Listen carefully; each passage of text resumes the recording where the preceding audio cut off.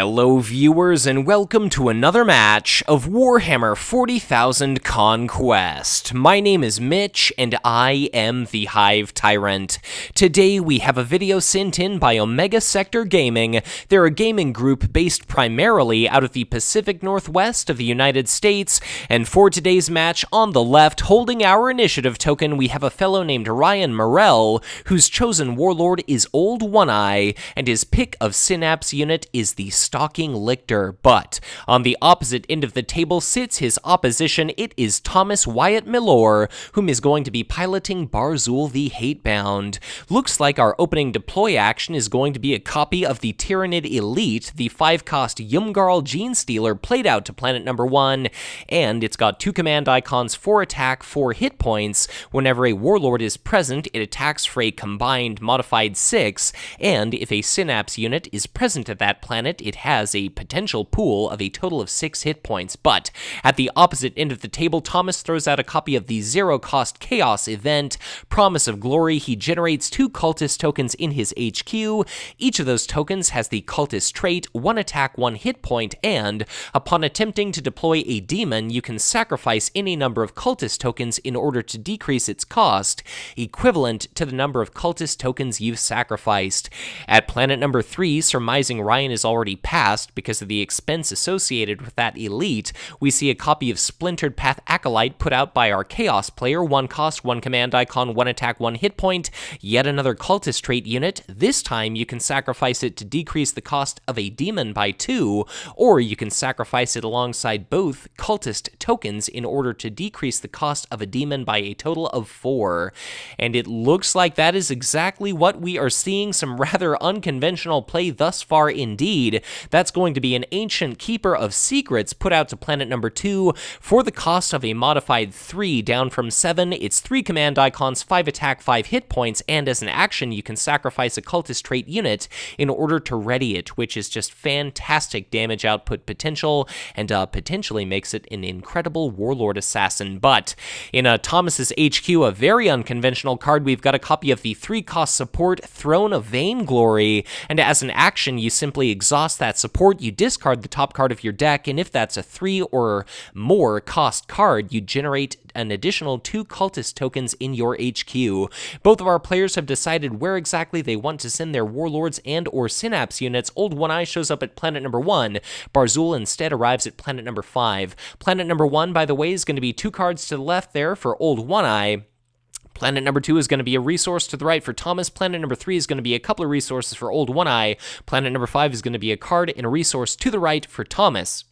Planet number 1 is going to be captured entirely uncontested by our Tyranid. That is going to be a forced random card discard, and that card discarded is looking to be a copy of Warp Storm.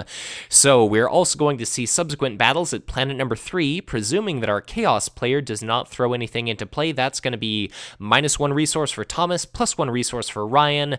At planet number 5, this is pretty interesting. The Stalking Lictor is a 2 command, 1 attack, 4 hit point unit. Barzul the Hatebound is a 0/5. He can't really do anything all by his lonesome, so therefore Barzul spends his initial combat turn in order to retreat, and Aatrox Prime fires into Thomas's HQ, so that's going to be a point of damage dealt out to Thomas.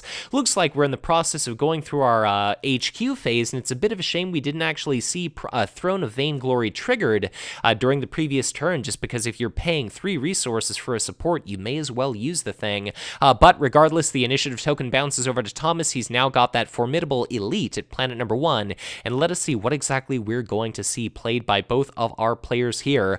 We see, finally, Throne of Vainglory used. That's going to be a Black Legion Helldrake discarded. That is indeed going to be an 8-cost card, so 8 is greater than 3, and that is going to be 2 free cultists. Well, I guess you could say free cultists in Thomas's HQ. Definitely costs him quite a bit of tempo in order to play such a monumentally expensive support. You're investing a card and 3 resources all in the Throne of Vainglory, and the cultist tokens themselves are the rough equivalent of 2 resources, so thus far, considering like a card is generally worth a couple resources, let's see how effective that throne stands to be. First turn it's great, but it's still got to make about 3 resources of tokens in order to be worth it. And if you end the game with a big surplus massive resources, then maybe it ends up doing absolutely nothing. But let's see. Planet number 2, our Tyranid throws out a 0-cost limited card. It's going to be the Ripper Swarm, 1 command icon, 1 attack, 1 hit point. Planet number 1, we see a fantastic combo engine there. That is going to be Zave's Split Tongue, one of the core set unique units for Chaos, of course. It's going to be 3 cost, 2 command icon, 2 attack, 3 hit points, and whenever an enemy unit is destroyed at that planet, you put a cultist token into play into your HQ. Ancient Keeper of Secrets potentially attacks for 5, potentially kills a unit. That's going to be a cultist token generated. You could sacrifice that cultist token to it to ready it. It could attack again, and as is abundantly clear, that's a bit of a combo there. But planet number 3, we now see a 3-cost Tyranid army unit in the Volatile Pyrovore. 3 attack, 3 hit points, 1 command icon. Whenever it happens to be destroyed as the result of an attack, you can deal out 3 points of damage to its murderer. So, Thomas has got the initiative token. What exactly are we going to see out of him? That Throne of Vainglory, if nothing else, serves as a fantastic bit of a deploy stall, and in all honesty, Thomas's deck is centered around the concept of attempting to get the Throne of Vainglory to function. So, a bit of a pet project of his, so be sure to let us know in the comments what you think he could do to further optimize this rather janky deck he's constructed. But at planet number 5, we see yet another Tyranid. That is going to be the Scything Hormigaunt, 2 cost, 1 command icon, 2 attack, 2 hit points. Normally, you infest a planet upon deploying that Scything Hormigaunt, but it seems as though our Tyranid player has somehow forgotten to do that. Eloith is our new 5th planet, by the way. It's 2 cards. It allows you to look at the top 3 cards of your deck, pick one of those cards to be added to your hand. Barzul shows up at planet number 1 as if there were any chance that our Tyranid was going to take control of that, so maybe a bit of a questionable play, but Barzul, again, by himself isn't really able to do anything, so planet number 1 is going to be a resource to the right for Barzul. He brings those cultist tokens alongside him. Planet number 2 is going to be Old One-Eye's destination. That is going to be a couple of resources for him. Planet number 3 is going to be a card and a resource for Old One-Eye. Planet number 4, the destination of the Stalking Lictor, is going to be a card and a resource. Planet number 5 is going to be a couple of cards to our Tyranid, who is just doing fantastically in regard to economy. And, Throne of Vainglory, you invest a bunch of resources in it, and then you maybe don't get a bunch of units on the battlefield. That about sucks, in my opinion, so we'll have to see if it ends up working out for Thomas, but color me dubious. Regardless, Yavarn is going to be triggered. That is going to be a Black Legion Helldrake being put into play into Barzul's HQ. Like I kind of alluded to before, 8 cost, 8 attack, 8 hit points, flying keyword, 3 command icons. Incredible unit. If you can cheat it into play like that, that is great. Our Tyranid, all he got is an, albeit pretty damn good, Volatile Pyrovore, but 3 cost does not equate to 8. So, definitely Thomas getting the better end of the bargain there. But that is going to be a mountain of resources having been gathered by our Tyranid. Good lord, as they're all strung out in a line, and looks like Throne of Vainglory. I'm sorry for shitting on that card, by the way, but it looks like it hasn't really developed a mountain of resources yet. It looks like the Throne of Vainglory is currently exhausted, but I can't quite tell if it's been used this turn or not. There is a Black Legion Helldrake in the discard pile, but I believe that is kind of leftover from the previous round. Perhaps Thomas simply forgot to exhaust the Throne of Vainglory. Planet number 1, by the way, is nicely set up for our Tyranid to win his 2nd green Strongpoint type icon planet, and if he does the same at our soon-to-be planet number 2, if he wins planet number 1 and then 2, that's going to be just a sterling opportunity for him to potentially win the game as early as the following round, but he's got a just mountain of units to try and chew through in the Ancient Keeper of Secrets that can ready, and then, of course, that Black Legion Helldrake as well. We've got a Toxic Venom Thrope at planet number 3. That's going to be a 2-cost 0/2 with 2 command icons. Whenever you win a command struggle with that planet, you can infest the planet, or if it's already infested, you can collect a resource, or you can draw a card. And let us see here at planet number 1, that is now going to be a copy of Regeneration on that Yumgarl Genestealer. So it's going to be a modified 6 HP unit. As an action, you can exhaust Regeneration to strip 2 points of damage off of it. Looks like we finally see that Throne of Vainglory ready. A little bit late, but then it's activated. Bit of a deploy stall, and it did hit. It's going to be a Vicious Bloodletter discarded, so you're not going to be able to benefit from that AE3 demon, but you do generate an additional 2 cultist tokens. So things things are getting pretty interesting here. We see yet another Tyranid attachment on the Ymgarl Genestealer. It's now accompanied by a copy of a Heavy Venom Cannon, so it's going to be attacking for a base 6, and you can choose one each round for it to gain Armor Bane or Area Effect 2, which persists until the end of combat. Thomas throws out a copy of the 2-cost Sowing Chaos, and that means every 2 or lower cost unit at a blue technology icon possessing planet is going to be destroyed, and looked like that was a Scything Hormigaunt and that Toxic Venom Thrope. So we see another Scything Hormigaunt at planet number 3.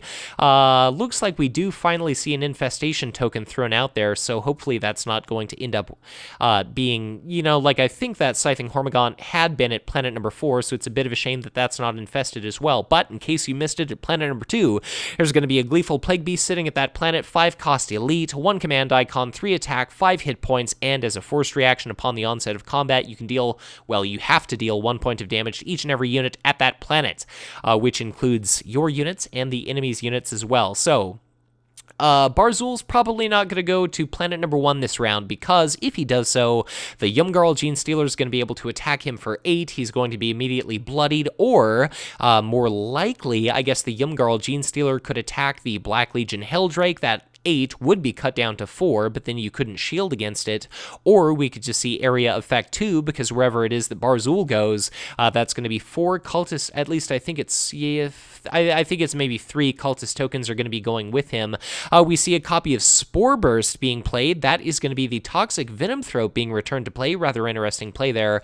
So for the cost of 2, you return that 2-cost unit to play at planet number 3, and provided that our Tyranid wins at that planet with his 3 command icons he's got sitting there, he's going to be able to pick either a card or a resource. So a very interesting play. We'll have to see how it works out for him at planet number 1. By the way, that's going to be a copy of Old One-Eye's signature army unit. That is the Lurking Hormigaunt as opposed to the Scything Hormigaunt. It's going to be a 2-cost, 3 attack, 1 hit point unit with a command icon, and as a reaction, you can reassign up to 2 points of damage from it onto any, onto Old One-Eye, wherever he happens to be. So our Tyranid, very interestingly, decides to send his Synapse unit and his Warlord all to planet number 1, so that is a giant train that our Tyranid dropped off at that planet.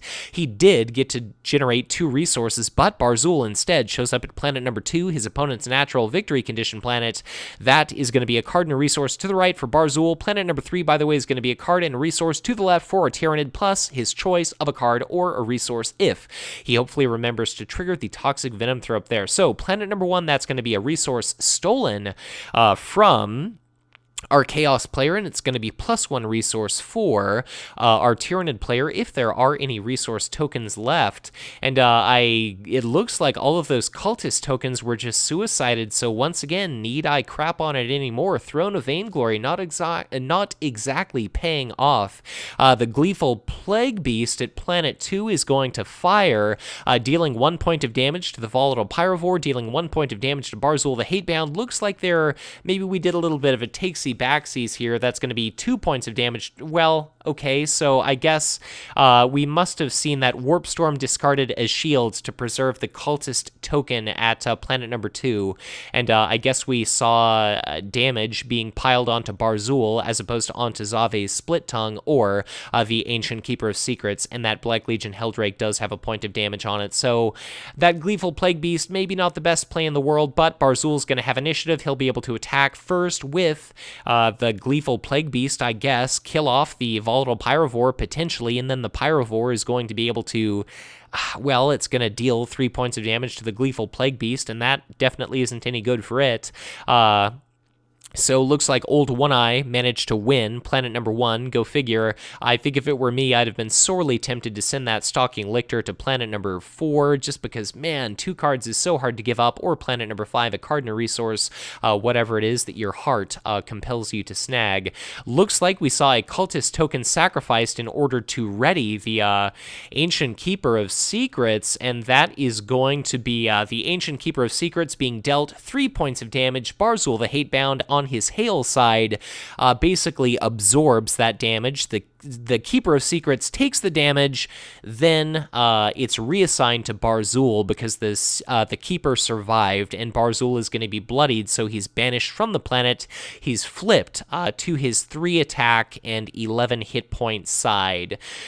So now let us see. We've got Planum being triggered, I can only presume. Where, if anywhere, are we going to see these units being redistributed? So that Gleeful Plague Beast is currently posing a bit of a threat to all of Thomas's units, but then again, it's also fantastic. Like if Old One Eye were to drop off all of his units at current planet number 1 in order to try to win the game, the Gleeful Plague Beast would deal a huge amount of damage out to those. But it looks like Planum is going to shift that Gleeful Plague Beast over to planet number 2. We see our HQ phase being resolved. That's going to be 4 resources and 2 cards for each of our players. The initiative token once again bounces over to Thomas. He correctly remembers to ready his copy of Throne of Vainglory there. And I'm at a bit of a loss as to whether or not that cultist token is at planet number 1 or if it's in his HQ or what exactly is happening with that unit. It seems kind of stranded in the middle of nowhere there. But our Tyranid at planet number 3 throws out another copy of Ripper Swarm to potentially be able to win a couple of cards. We see another copy of Promise of Glory played out by Thomas. That is going to be a couple of cultist tokens, and it looks as though his Throne of Vainglory, currently exhausted, must have whiffed this turn. So let's see. If I was our Tyranid player, it wouldn't look great to try to win at planet number 1 because we could potentially see the Ancient Keeper of Secrets attacking no fewer than 4 times thanks to all of those cultist tokens, despite the Throne of Vainglory being kind of hit or miss, literally speaking, I guess. And then let us see. We've got a Virulent Spore Sacs at planet number 4. That's a 2-cost, 1 command icon, 0/1 Tyranid that is a combat action. You can detonate it to deal 1 point of damage to each and every enemy unit and infest that planet. Looks like we see all those cultist tokens gone. That's going to be a copy of Possessed being put into play at planet number 1, and I cannot help but feel as though this was maybe a bit of overkill. The Possessed is going to be able to attack with initiative. It's got an attack value of 9. It's got 4 hit points and a command icon, but it's looking like Thomas is investing incredibly heavily in planet number 1. Granted, he wants to be able to stop the Tyranid should the Tyranid show up, but outside of something like Dark Cunning, it's not as if that big, frightening Yumgarl Genestealer is going to be able to pose much of a threat just in and of itself. I don't know. I don't think Thomas has revealed his choice of ally yet, so presumably he's either running Ammo Depot with Orc or maybe Archon's Terror if he's Dark Eldar, and that would be a fantastic solution, obviously, to the I believe 9 resources invested in that Yumgarl Genestealer. Looks like that is going to be another copy of Sowing Chaos, and that about sucks for our Tyranid. That is a Virulent Spore Sacs, the Toxic Venom Thrope, and the Scything Hormagaunts all destroyed. So a very nice couple of plays there on part of Thomas. Definitely Sowing Chaos is making back its value and then some. And let's see, we're out of green icons, so wherever our Tyranid goes, like Thomas has planet type icons of each kind, considering a captured Yvarn, so presuming he's able to win at planet number 1, he could win at planet number 2 as well, and therefore that may be a natural choice for our Tyranid to show up just to try to block off the victory of Thomas, even though he's going to incur quite a bit of damage because of that Gleeful Plague Beast. You kind of have to bite the bullet there, and, you know, better you get rid of it now as opposed to, I guess, just having to deal with it turn after turn. But I would definitely advise sending that Stalking Lictor elsewhere if it were me, not knowing how many cards Old One Eye has in hand, probably planet number 3 or something like that. But let's see, that is going to be Old One Eye going to planet number... I guess maybe there's a little bit of confusion in regard to what he's selected on the dial or what he was hoping to go to. I guess he's indicating planet number 4 with his Warlord, but it seems like that would be a rather curious choice considering he's going to be dropping off just such a giant stockpile of units well outside of his opponent's victory condition. That really doesn't make a whole lot of sense to me, but maybe Old One Eye has something in hand that I am just not counting on. So looks like Old One Eye is going to drop off all of his units at that last planet. The Stalking Lictor actually shows up at planet number 2. That's going to be a card and a resource there to the left for Ryan. Planet number 4 is going to be a card and a resource to the left for Ryan, and planet planet number 1 is going to be a card and a resource to the right for Thomas. So Thomas is going to be able to win planet number 1 quite handily, and now the big trick here is if Thomas is going to be able to win planets 1 and 2, that is going to be the game, and Old One-Eye just threw away a ton of units to planet number 4, so I'm not exactly sure what Ryan was thinking in regard to that move, but I suppose we'll have to see what happens. At the onset of the combat phase, the Gleeful Plague Beast deals a point of damage to the Stalking Lictor. It deals a point of damage to itself, and that is going to be the Black Legion Helldrake being repositioned at planet number 3, and that is also kind of a strange play in my eyes, just because the Black Legion Helldrake, you kind of want that as a combat unit, and I don't frankly understand why you would have that sitting at planet number 3. Like, I get that it has 3 command icons, but for Christ's sake, it's and it still has 7 hit points left, and it's a flyer.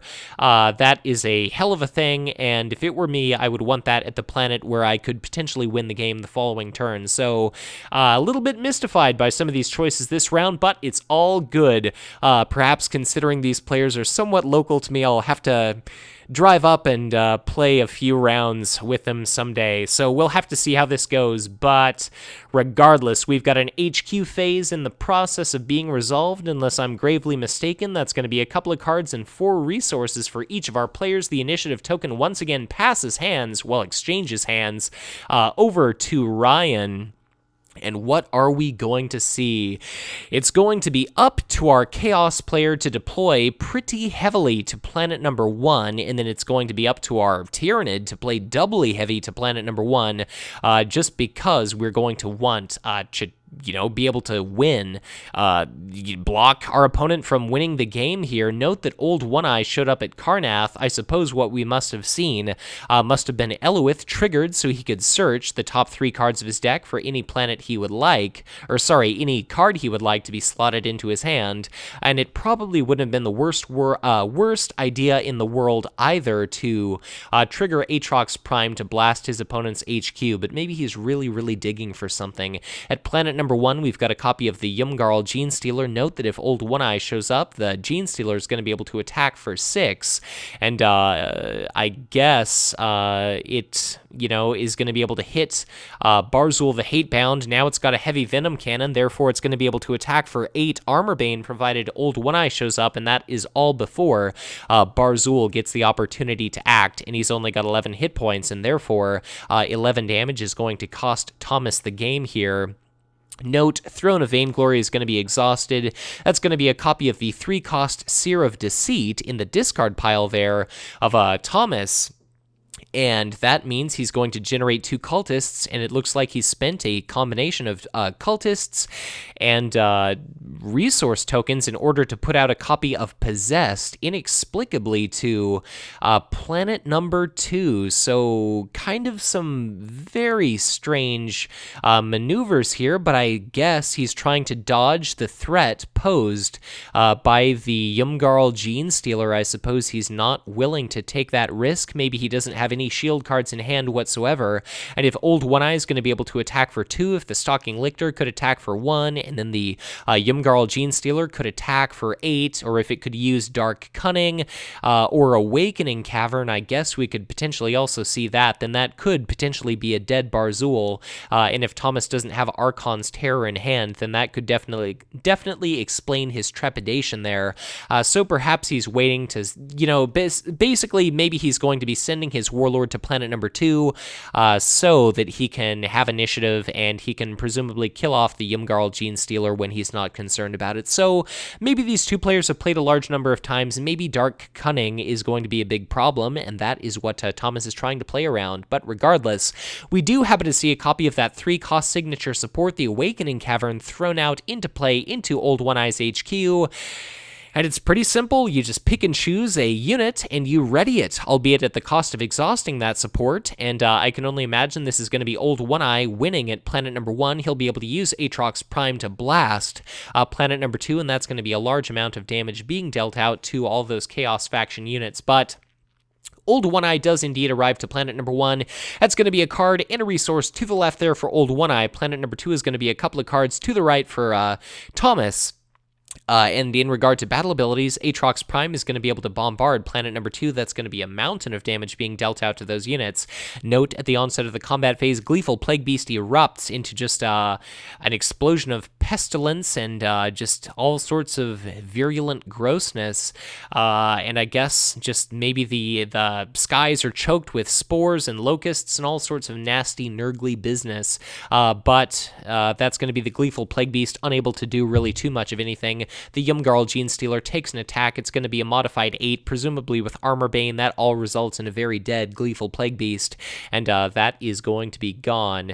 And now what exactly are we going to see but Aatrox Prime captured? That is going to be a red and a blue tech and material type icon added to Ult 1I's victory display, and that's going to be a point of damage dealt to each and every one of those Chaos Faction units at planet number 2, including Barzul, so now he's only got 10 hit points remaining, and if that Yumgarl Genestealer shows up during the subsequent combat round and it has an opportunity to attack for 8 Armor Bane thanks to Awakening Cavern, that's going to be really dangerous for Barzul. So it's going to be in Barzul's best interest to remove himself from that planet as quickly as possible.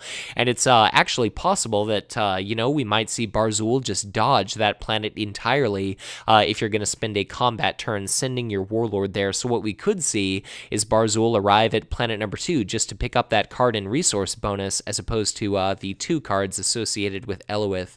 But it looks like we've finished assigning a whole bunch of damage, so things to look out for is Awakening Cavern and Dark Cunning, and if we see another copy of Heavy Venom Cannon on that same Yumgarl Genestealer, then, in the presence of a Warlord, it can attack for Armor Bane 10, and that will be sufficient to kill Barzul the Hatebound, although Thomas will get one action first if Barzul shows up at planet number 2 because he will have initiative, and it'll be clearly telegraphed.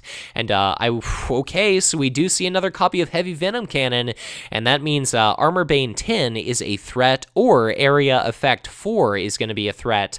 So either way, let's hope to high hell that Thomas has a copy of Archon's Terror in his hand to handily deal with that unit, because if that unit is gone, God, that is 11 resources invested in one unit, and that is 9 resources invested in that Yumgarl Genestealer that's doing jack shit at planet number 2.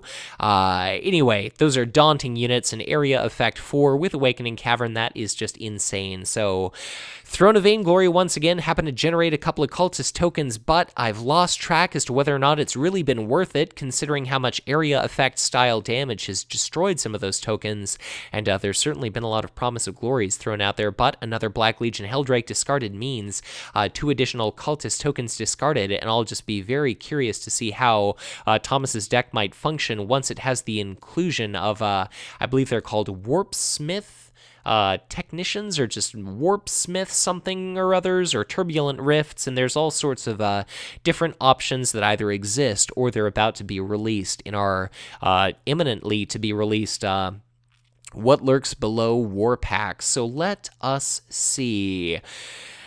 Definitely, we're going to be wanting to see as many units played as possible to planet number 1. That is going to be a Soul Grinder put out by Thomas, yet another Chaos Elite. He seems rather fond of these, if I'm picking up on a bit of a pattern here. That's going to be a Regeneration put on that Yumgarl Genestealer, so in the presence of a Synapse unit, it is now going to be a modified, it's going to have 8 hit points, and you can heal it, and it's got 12 resources invested in it, so that is one hell of a Death Star unit, but we'll have to see if it pays off or if it just ends up being removed because of Archon's Terror. But regardless, that Soul Grinder is pretty nasty. The way that it functions is it's a 6-cost elite. It's 2 command icons, 4 attack, 6 hit points. Whenever you win a command struggle, which is going to be happening, your opponent has to pick and choose a non-Warlord unit to sacrifice, and that can, notably, include Synapse units. So at planet number 1, we've got a copy of Ripper Swarm, which I can only imagine is going to be thrown out there solely to be exhausted. Perhaps we will see the Stalking Lictor and Old One-Eye both show up at planet number 1, but it's all going to come down to whether or not this Yumgarl Genestealer is going to be able to do this Area Effect 4 volley twice. Well, I guess once, because Awakening Cavern is going to have to ready it. We'll have to rely on Dark Cunning, which he's got the resources for at least 1 at present in order to play that, and that could be area effect 4 twice, but it looks like it's kind of coming down to the wire here. Planet number 1, we've got a copy of Virulent Spore Sacs being put into place. That could be a point of damage being dealt out to each and every one of these units. And what exactly are we going to see? So, I can only imagine both warlords. Are we going to see both players go to planet number 1, or is okay? Thomas goes to planet number 1. I was thinking he'd probably go to planet number 2 just because an area effect attack of 10 is going to be so threatening, and really all he's going to have to do is retreat with his warlord immediately. I guess the benefit is you get to deprive your opponent of that 2-card bonus. Maybe he really needs cards for himself, but he's going to have to use his first his first combat turn in order to retreat, or otherwise he's about to lose the game. As soon as Awakening Cavern allows that Ymgarl Genestealer to attack for Armor Bane 10, and that would be a very poor life choice to set yourself up to lose right at the last minute when victory is potentially within your grasp. But at planet number 2, that's going to be a card and a resource for Ryan there to the left, and that looks like that is going to be okay. So I guess we're just trying to figure out what exactly these attachments are going to do. The regeneration has been exhausted, but I could have sworn I didn't see the Ymgarl Genestealer take any damage yet. Perhaps it had some, but Awakening Cavern is going to ready it. It is going to be Thomas's opportunity to attack first, or rather use a combat turn first, so I could only imagine that Barzul the Hatebound is going to be retreating. I think it probably would have been a bit better to wait on readying that unit with Awakening Cavern, just because if Thomas would have thrown out a copy of Archon's Terror to remove that unit, you could have waited to use Awakening Cavern until maybe Old One-Eye takes a bunch of damage, then you play Ferocious Strength, then he attacks twice or something like that. So ever so slightly suboptimal in my opinion, but, I'm not trying to be a critic, I always think these videos are going to be fantastic learning experiences for both myself and you viewers. The Virulent Spore Sacs are going to be exploding, and that's going to be a point of damage dealt out to each and every one of these units, and now Barzul is going to be in critical danger of being destroyed. So Ymgarl Genestealer has attack value of 6. Thanks to the presence of Warlord, it has an attack value of a base 10, thanks to those heavy venom cannons, and it can do area effect 4. Or, if given the opportunity to attack, it's going to be the game 1, and that is going to make Thomas the loser. So what exactly are we going to see? Thomas has got the initiative token. It's on his side, so the Black Legion Helldrake, because of the presence of the Stalking Lictor, the Ymgarl Genestealer has got 8 total hit points. If our Tyranid even has a single... if our Tyranid has a single shield card, it's going to be able to prevent the Helldrake from killing it, unless we see No Mercy played by our Warlord, and okay, I guess that is going to be the Possessed swinging. I forgot, they do have a slightly greater attack value. Wow. Our Tyranid did not have a 2-value shield card. That is going to be the Possessed swinging. That is going to be an 8 HP unit killed, and that means it's going to be absolutely impossible for Old One-Eye to win, so that was a hell of a game. That was an incredible finish, and what a ballsy play by Thomas. So that was a hell of a risk. It fortunately paid off for him. Wow, consider him lucky that Old One-Eye wasn't packing an additional couple Spore Bursts in hand. All 3 heavy venom cannons were used, but wow. Very ballsy, my friend, but all the same, congratulations to Thomas for managing to win with not just Barzul the Hatebound, who I don't think had the opportunity to attack this entire game, but he was able to win with a rather unconventionally constructed Throne of Vainglory deck. So, as always, be sure to let our players know in the comments what you thought of this game, what any tips or suggestions might be for their decks, for their gameplay. Very unconventional game, but very enjoyable regardless. I hope you liked it half so much as I did, and if you did enjoy this content, be sure to hit that like button and subscribe to my channel if you aren't already subscribed, or if you aren't, consider hitting that share button, because more people seeing these videos means more eyes are on Conquest LCG. The worst thing that could happen, speaking sarcastically, is that we could grow this community, and then Fantasy Flight Games has all the more incentive to continue to support and develop this fantastic product. If at any point you want to get in touch with me, please reach out on Facebook or on Twitter. Keep up with my latest channel updates, my news. All sorts of community engagement happens on Facebook and Twitter, and it's always flattering to see my follower count tick up yet another number. So I definitely recommend you check out both forms of social media there. I've got an email if you're ever interested in supporting the Hive Tyrant in a financial sense, helping me to recover some of my file hosting and operating expenses. I would be deeply appreciative were you to donate as little as $1 a month to my Patreon. But as always, thank you so much for watching, and once again, be sure to check back in again soon for much more Conquest LCG content to come.